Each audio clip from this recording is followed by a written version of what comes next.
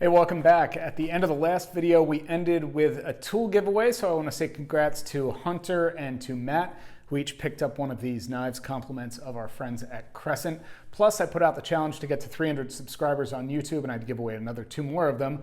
We already hit that goal, so stick around, and sometime before the end of this video, I'm going to let you know how you can pick up one of these knives as well. Now, as for work on the Comanche, we ended by priming the inside of the frame rails on the driver's side, and that primer is finally dry. It took a little while because it's a little bit cold here in Michigan, but it finally dried.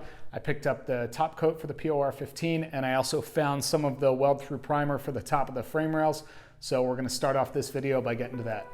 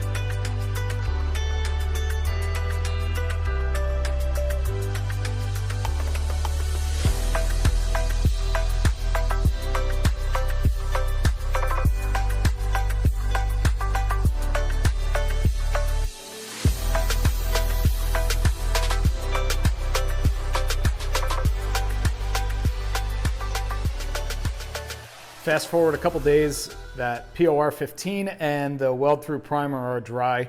So we're finally going to get to do our first dry fit of the floor pan, the new floor pan from C2C Fabrication. Let's see how it fits.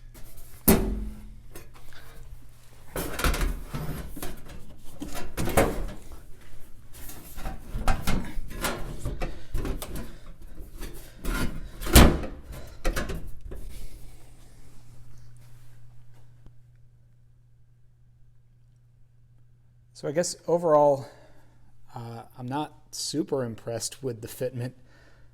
Not the best, not really the worst. I mean, it doesn't look bad. Honestly, looking at it, it looks like everything kind of lines up.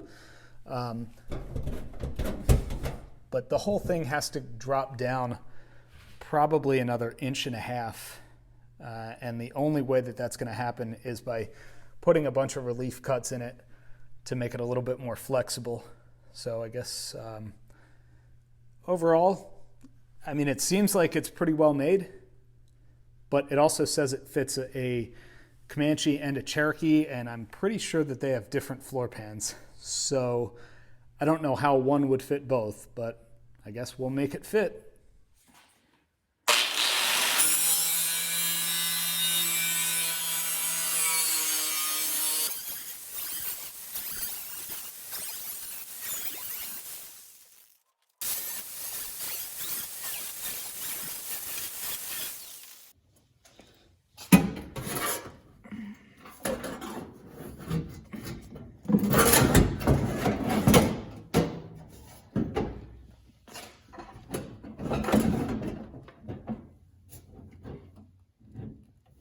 So after a bunch of deliberation, I'm kind of in a spot where I thought I was going to be, but I was kind of hoping I'd be able to avoid it too. So just to give you some context, we are right below the driver's door. I think I'm going to have to patch the inner rocker first before I start putting the floor pan in. Because, well, for one, the floor pan attaches to the inner rocker, and you see how it steps up there and then comes down and then it arcs up. Yeah, it's not supposed to do that. If you follow the pinch seam here, that's supposed to be a straight shot all the way to that pinch seam there, including that little up part there and where it hooks up there. So I'm gonna have to make a template or something and cut out some metal, patch that, then I can move on to the floor pan. That's a bummer. This pizza box was gonna be recycled, but I think it'll work well for a template, right?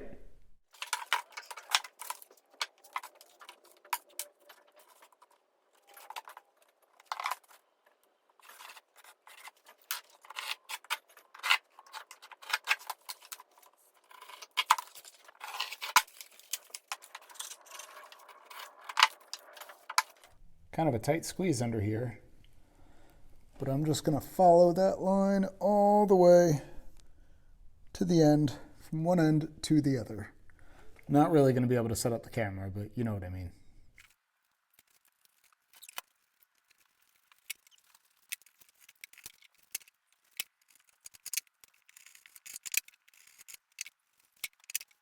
All right, so insert the obligatory "a few days later" statement, and here's where we are. The last we left off, I had made that cardboard template of the inner rocker. Now, obviously, this is also going to have a step in it for the pinch seam, but what I did was I went out and picked up this 30-inch sheet metal brake from Harbor Freight. Some people said it works all right, some people said it didn't, but I'm going to give it a shot. Now, this says it'll do up to 17 gauge sheet metal. I have a sheet of 16 gauge. I've already done a couple of test bends on a scrap piece. This piece over here, it was able to bend 16 gauge pretty easily. It's not the tightest 90, but I also didn't have it bolted down when I tried that, so I was kind of wrestling with it. So what I'm gonna do is basically trace that onto this sheet of 16 gauge. By the way, it's a 2 foot by 4 foot sheet. I got it at my local metal supplier. It was 20 bucks. So I already have it marked out on here. So this is going to account for basically, this is about 2 inches high at the highest point, and then it's going to need an inch flat and an inch down for the pinch seam. So I left it about a half or a 3/4 of an inch long, because I know that the bends aren't going to be the tightest and I'm going to lose some material there, but we'll give it a shot and see how my first ever sheet metal work goes.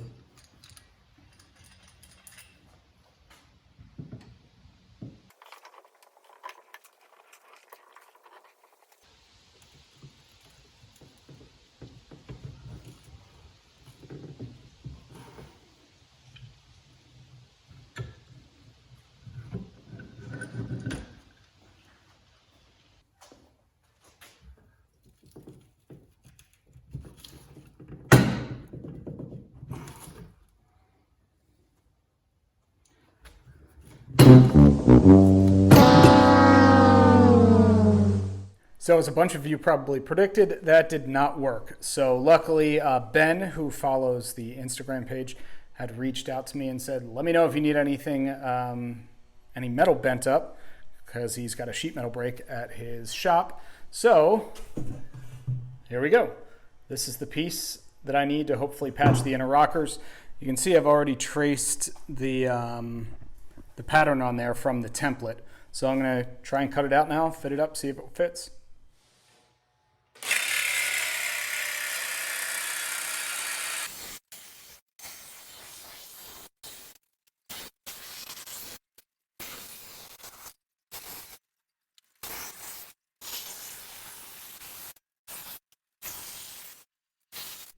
All right, we are ready. The piece is all cut out, cleaned up, and Ben, who actually bent up this piece of metal for me, stopped out earlier today, helped me get the welder all dialed in, so that's ready to go.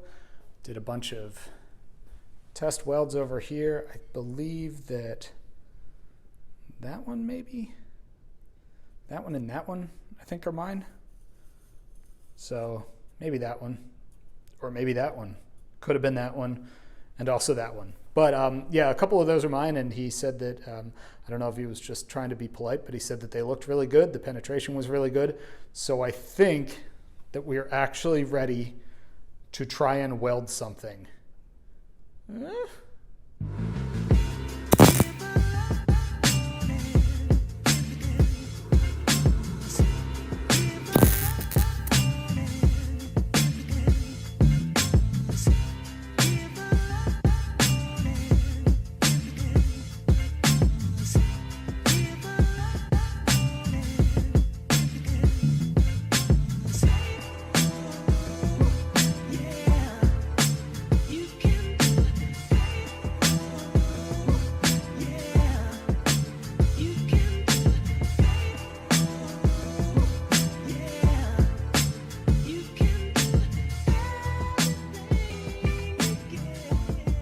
So as expected, welding was super simple and came out perfect. So we're pretty much ready to paint the truck now because, yeah, done.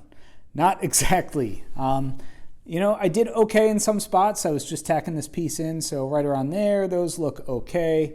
Down there, not so good because the, oh, that's nice. Good timing for my light to go out. Yeah, the gap was a little bit too big. I definitely should have spent more time fine-tuning this patch piece, but that's all right. That's what this is all about. I'm gonna get it. I'll figure it out. May take longer than expected, as does pretty much everything that I do, but that's all right. So I'm gonna cut this video off here. I'm gonna get back to welding so I can actually have some content out on a somewhat regular basis again. I appreciate you watching and being subscribed here, and also following over on Instagram at Second Chance Jeeps. Speaking of which, we have hit our 300 subscriber goal for YouTube. So if you would like one of these beautiful knives, compliments of Crescent Tools, comment below. Let's see, last time we did, I think we just commented Crescent. This time, maybe comment learn to weld. Learn to weld. If you want one of these knives, just comment learn to weld below. And after a week or so, I will do a random drawing again and send you one of these lovely Crescent knives, thanks to our friends at Crescent, the 3.5-inch pocket knife. It's awesome. I use it all the time. So comment below, learn to weld, and I'll see you on the next video. Thanks.